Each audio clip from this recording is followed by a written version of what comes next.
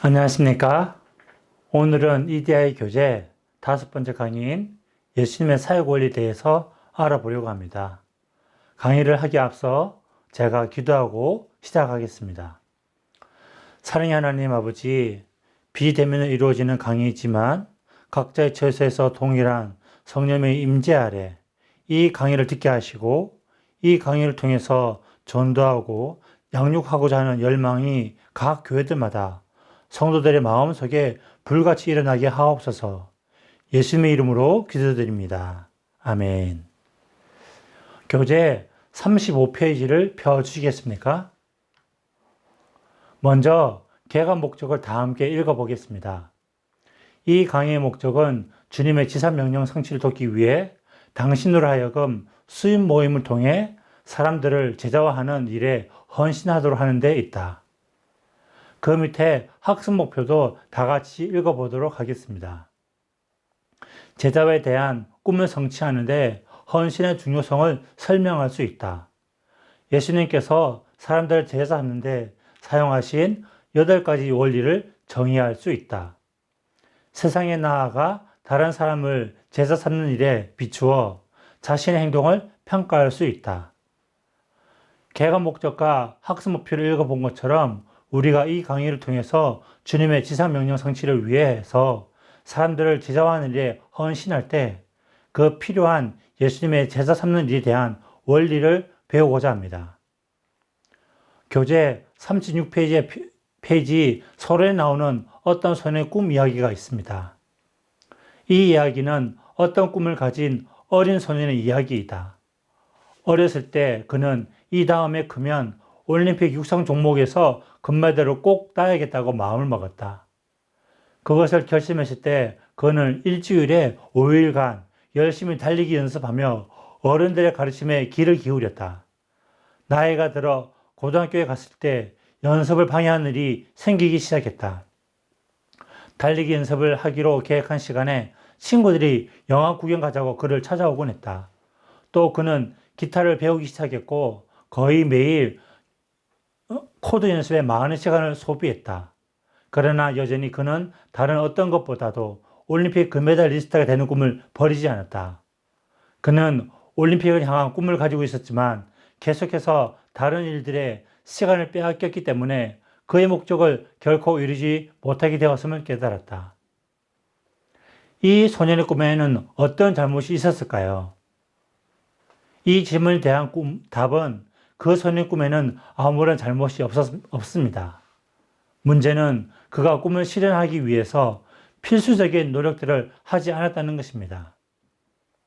카디널 신앤시는 꿈을 꾸고 그것을 실현시키기 위해서 기꺼이 그 대가를 치르는 사람이 행복하다라고 말을 했다고 합니다. 꿈을 이루기 위해서는 대가를 치러야 한다는 말에 저 개인적으로도 깊이 공감을 했습니다. 이 글을 읽으면서 저의 10대 시절이 생각나더군요. 저도 어릴 때 소설, 수필 등을 쓰는 작가가 되고 싶었습니다. 그런데 작가가 되기 위한 막연한 꿈을 꾸었지 구체적인 행동이 부족했던 것 같습니다.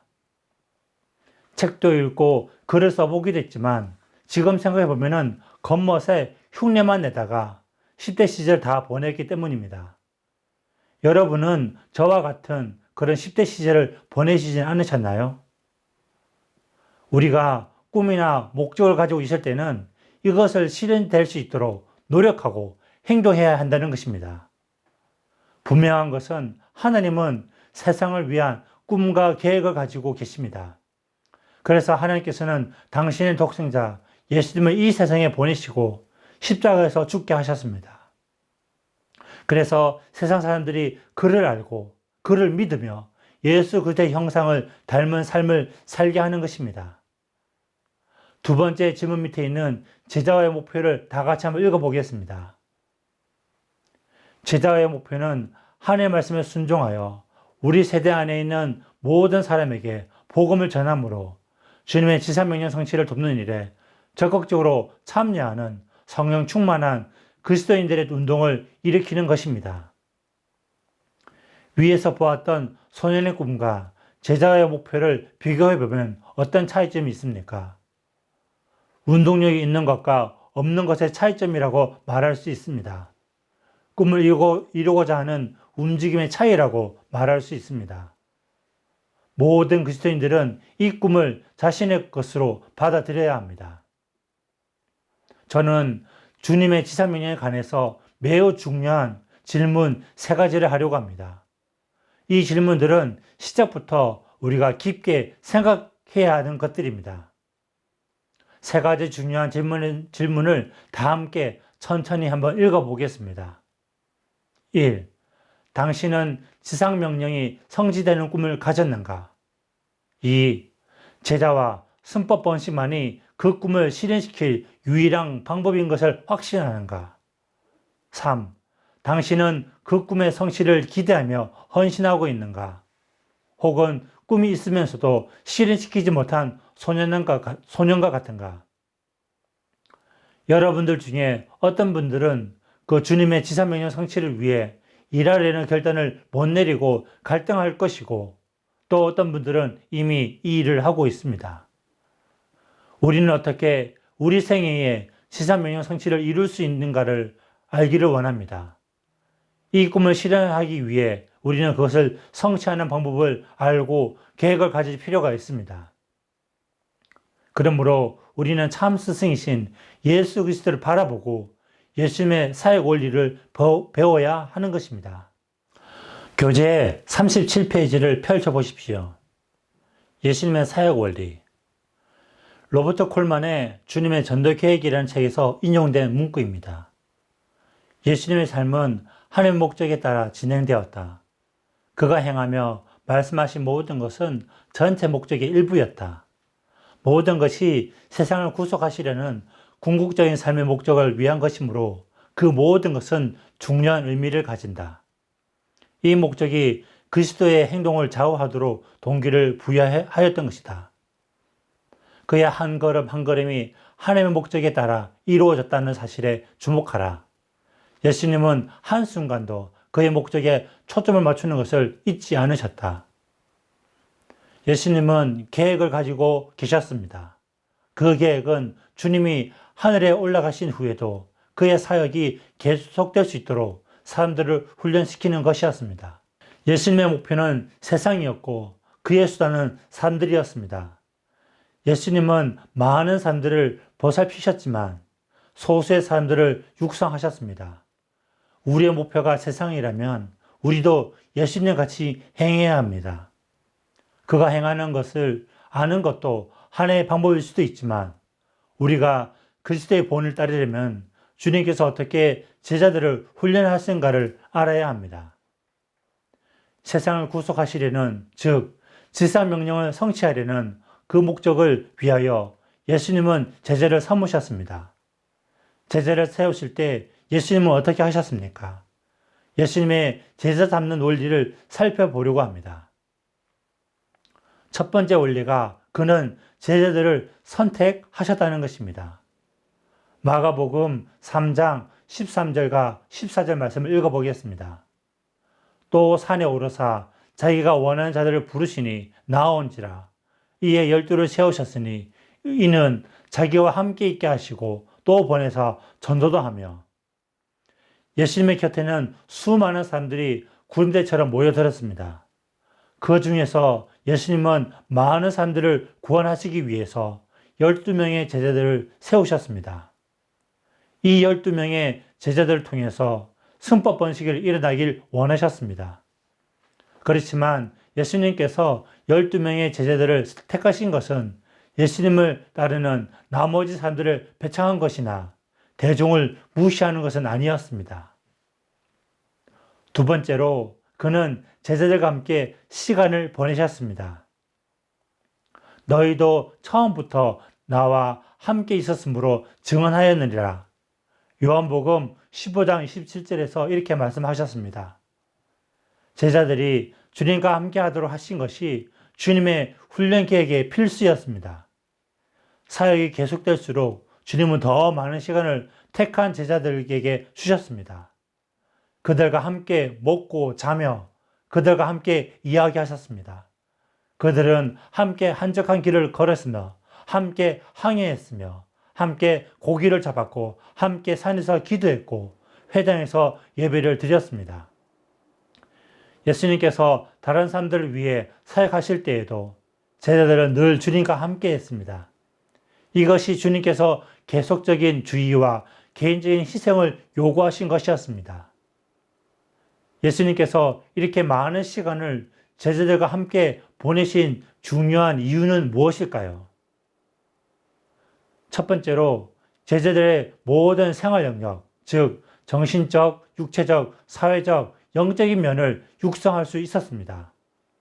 두 번째로 예수님은 제자들과 함께 시간을 보냄으로 삶을 통해 지식을 전수하셨습니다. 세 번째로 연합을 통하여 그들은 더 예수님을 사랑하게 되고 서로를 사랑하게 되었습니다. 세 번째로 그는 제자들에게 헌신을 요구하셨습니다. 마태복음 16장 24절 말씀을 읽어보겠습니다. 이에 예수께서 제자들에게 이르시되 누구든지 나를 따라오려거든 자기를 부인하고 자기 십자가를 지고 나를 따를 것이니라. 예수님은 제자들에게 헌신할 것을 기대하셨습니다. 다시 말해서 충성스러운 사람이 될 것을 요구하셨습니다.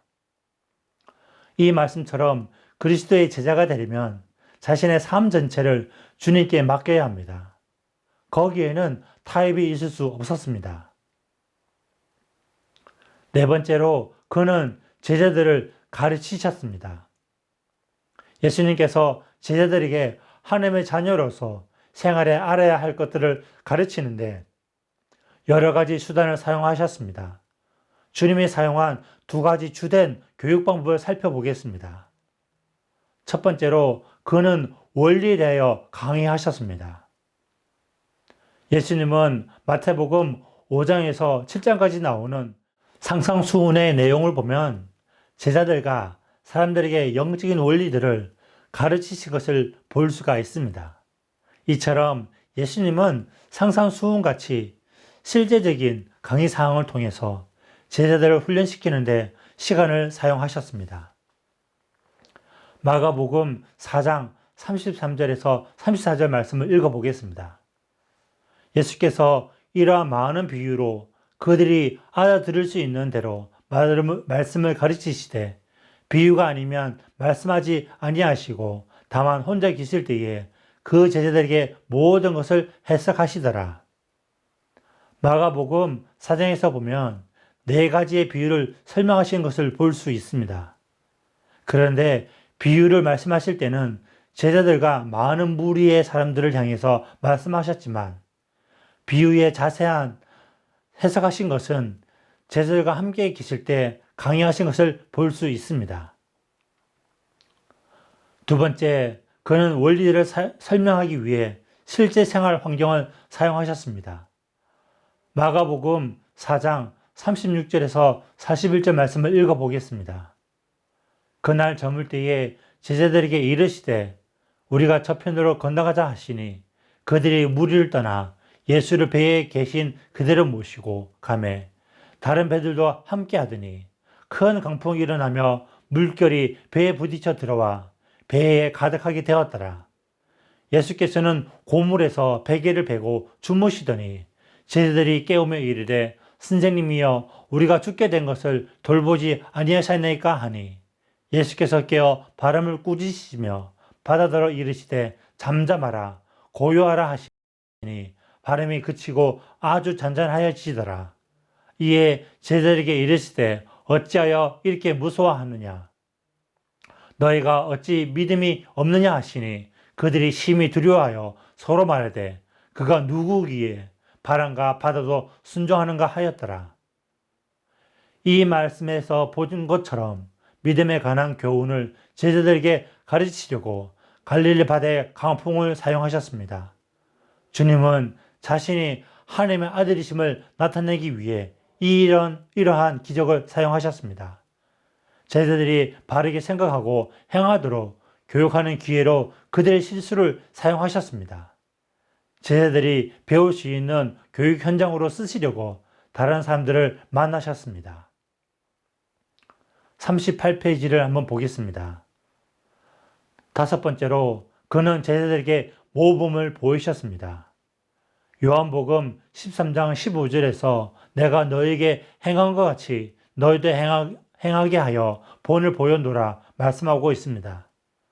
주님의 기도 생활을 예를 들면 예수님께서 가끔 하나님 아버지께 기도하는 것을 우연히 제자들에게 보인 것이 아닙니다. 예수님은 제자들에게 강요하시기보다는 기도하는데 역점을 두셨습니다. 주님의 그 기도하는 모범을 보이심으로써 제자들도 기도하기를 갈망하게 했고 기도하는 법을 가르쳐 달라고 하게 하셨습니다. 예수님은 직접 나타내심으로 그 생활의 모든 면을 제자들에게 나타내 보이셨습니다. 가장 중요한 것은 제자들은 스스로 사람들에게 전도하시는 주님의 마음을 보았습니다. 즉, 주님께서 제자들 앞에서 전도를 행하셨습니다. 주님을 바라봄으로 제자들은 모든 것을 배웠습니다. 예수님은 제자들에게 모범을 보이셨습니다. 제자들 스스로가 예수님을 보고 배울 수 있도록 배려하신 것입니다. 여섯 번째로 그는 제자들에게 책임을 위임하셨습니다. 마가복음 6장 7절에서 12제자를 부르사 둘씩 보내시며 더러운 귀신을 제어하는 권능을 주시고 말씀하고 있습니다. 예수님은 제자들에게 어느 정도의 책임을 부여하신 것을 볼 수 있습니다. 이 말씀처럼 제자들에게 전도를 할 수 있도록 책임도 주시면서 귀신을 내어쫓는 견세를 주셨습니다. 또한 가롯 유다에게는 돈을 관리하는 행정적인 책임도 주셨습니다. 그뿐만 아니라 음식을 구하고 잘 곳을 예비하고 최후의 만찬을 준비할 수 있도록 어느 정도의 책임을 위임하셨습니다. 그렇다면 주님께서는 제자들에게 책임을 위임하신 중요한 이유가 무엇일까요? 총 4가지의 이유가 있습니다. 첫 번째로 예수님은 그가 떠났을 때도 제자들이 감당할 수 있도록 육성하셨습니다.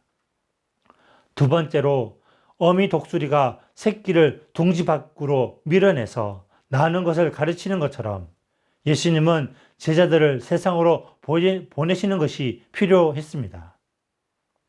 세 번째로 제자들은 예수님께서 이미 본을 보이시는 부분에서 실질적으로 일을 시작하셨습니다.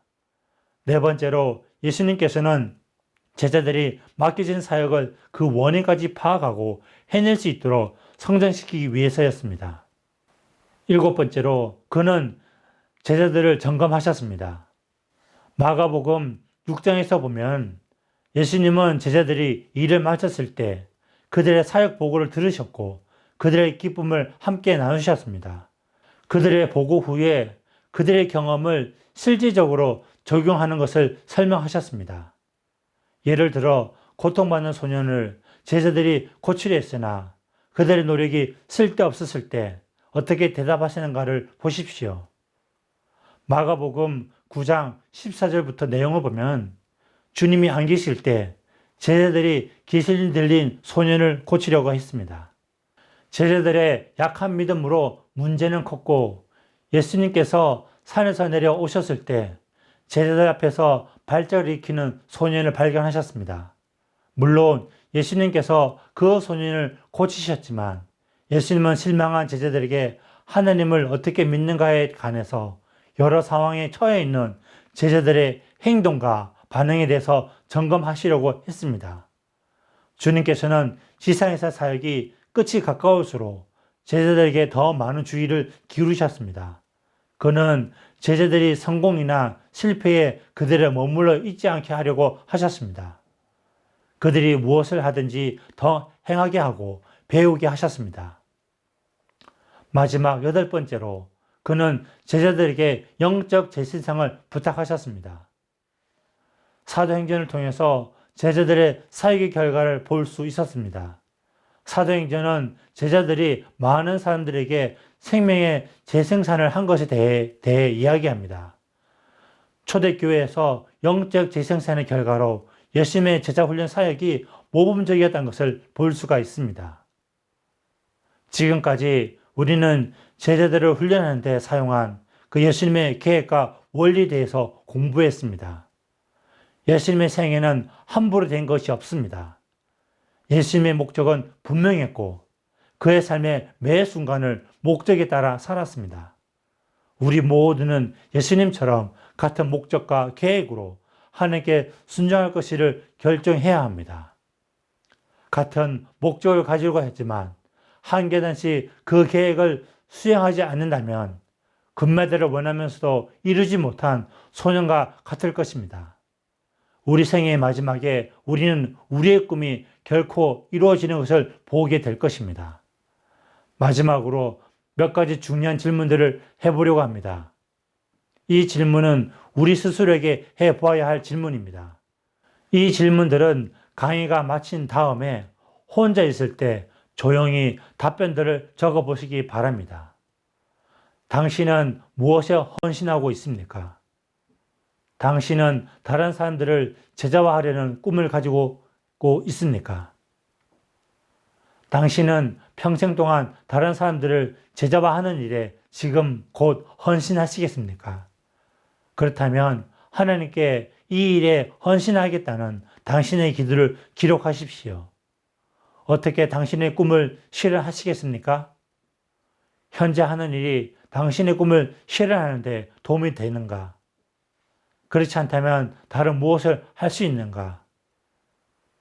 이거에 대해서 한번 곰곰이 생각해 보시고 적어 보시기 바랍니다. 제가 기도하고 강의를 마치겠습니다. 하나님 아버지, 예수님께서 제자들을 택하시고 제자들을 훈련시킨 그 원리에 대해서 배웠습니다. 이 살기의 원리들을 우리 삶에도 적용할 수 있도록 인도해 주시고 우리가 전도하고 양육하는 데 최선을 다할 수 있도록 도와주시옵소서.